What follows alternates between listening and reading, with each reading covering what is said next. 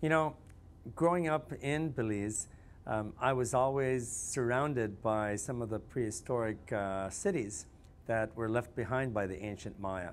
And as a child, I used to go out and poke around some of the mounds and find bits and pieces of the artifacts and trying to understand what they represented.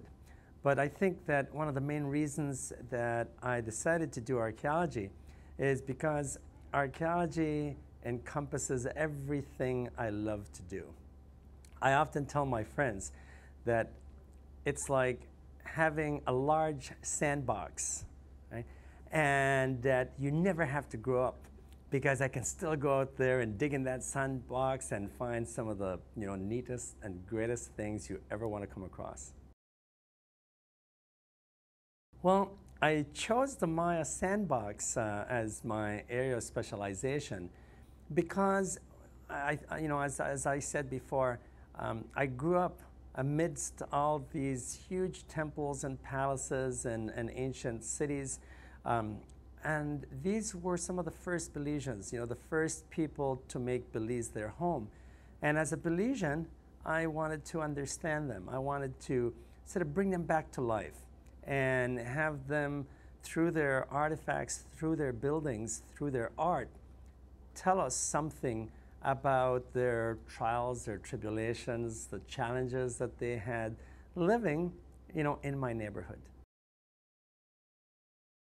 I also think that because I'm Belizean and because I grew up, in that part of the world where ancient Maya civilization developed and flourished, that I have this special connection with these objects. I have a special connection with these people, in spite of the fact that I don't have any Maya heritage.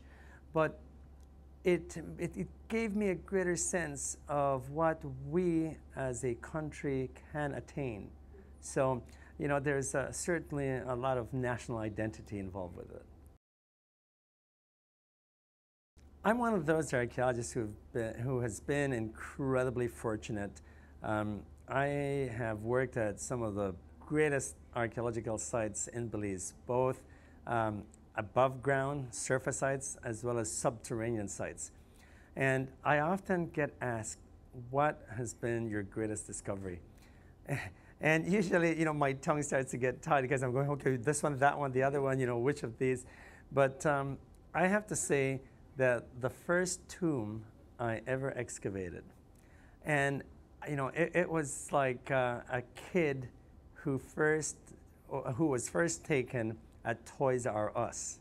And, for the first time seeing all these things and to realize that nobody, in the modern times had ever seen these things. And here I was doing this.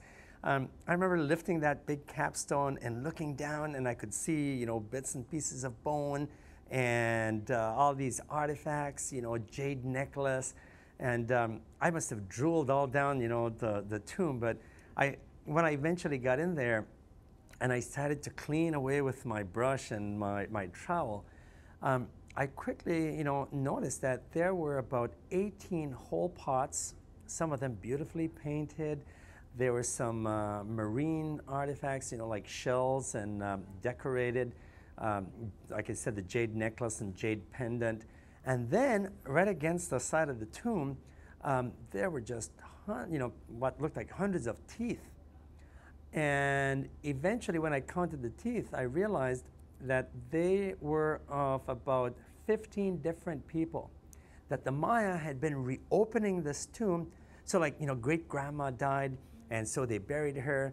And then, some years later, grandpa dies, and so they push her bones aside and then put him in there. And then, Uncle Tom died, and so they pushed, and then put him in there. And we were only able to determine that by the number of teeth that were still preserved in the tomb. So my first discovery of a tomb was certainly the most lasting one. I'll never forget that. My favorite Maya site. There are some awesome Maya sites in all the countries that make up the Maya world, whether it's Guatemala, Honduras, Mexico, El Salvador, and of course Belize. But of course I'm very biased, very nationalistic. So I would have to say that my favorite surface site is Caracol in western Belize, about an hour and a half drive from my hometown. Why is it my favorite site? Beside the fact that I worked there, it has still the largest human-made building or structure in the country of Belize at about 150 feet high. So modern Belize has yet to surpass the Maya. Some of the buildings are beautifully decorated with stucco decorations that we've conserved. The site has these incredible network of roadways going all over the place, linking sections of suburbia to the downtown, and lots of carved monuments that tell us about the political history of the site, about its rulers and some of the things that they achieved, including defeating the largest site in neighboring Guatemala. I have certainly had several Indiana Jones moments, but I must say, the one thing I don't like about Indiana Jones is that he makes a lot more money than I do, and he always gets all the beautiful women. Yeah. But anyway, my Indiana Jones moment. I would say the first time I went to this unbelievable cave in western Belize. The cave is about close to 5 kilometers long, and when I went in there, I was actually going in to do a documentary with folks from National Geographic Explorer Channel. And we had done some filming in several caves, and they wanted me to go to a cave I had never been in. And so I got in touch with this friend who also explores caves, but he's not an archaeologist. And he said, you gotta go to this cave site. So he gave me these crude directions. He goes, you go up this river, and then you find this stream, and you follow the stream, and you enter the cave, and you walk about 1 kilometer up the cave, and there's this big rock, climb the big rock, and go into this big room. Just like some of the Indiana Jones maps, right? And I remember saying to the folks that were going with me, that were doing the documentary, they said, you sure going to be able to find this? I said, of course I will. So we do, and we get up there, and there were just some incredible materials. There were artifacts all over the floor of this cave and skeletons. There was one, that I will never forget this, the skeleton of this young woman, about 20 years old. And she was just laying out there. Obviously, she had been sacrificed. And it reminded me of the first Indiana Jones movie, right? Because I thought, all right, now am I going to start hearing the big, stone rolling down? Of course, we didn't. But it was just this incredible experience to be, a couple kilometers underground, seeing for the first time the remains of what had been part of ancient Maya rituals.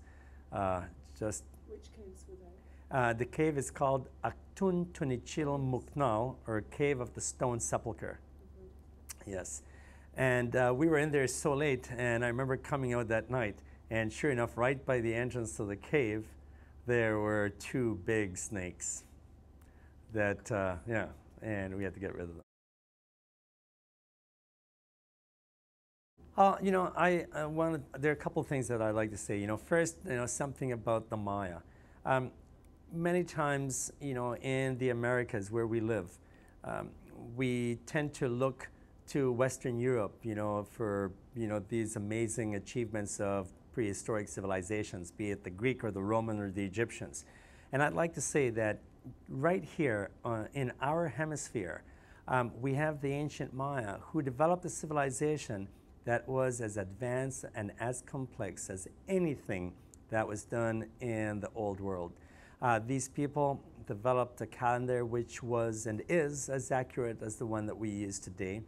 They developed a system of writing, a system of mathematics with the concept of zero, and they also, were among the world's greatest astronomers, and they did all that before the birth of Christ. Just an amazing civilization. In terms of, if I would, whether they would like to become archaeologists, I would say, having done archaeology now for the greater part of my life, it has certainly been a ride, an incredible ride. And not just a ride into the past, but a ride into learning about who we are, where we came from, and learning about mistakes that we do as humans. Because at the end of the day, archaeology is not the study of old things. It's the study of human behavior. And it has taught me how to be humble and how to be human. And it's the most fun you will ever have.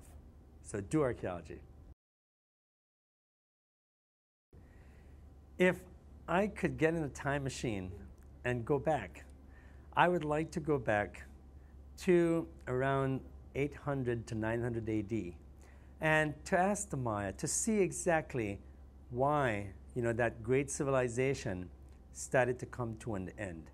And I think I would like to do that because there are some lessons we can learn from it. Were they victims of their own success?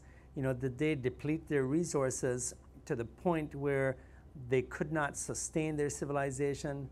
Like I said, there's a lesson for us to learn. Are we going in that direction? Yes. If we could answer that, then we might be wiser and try to avoid it.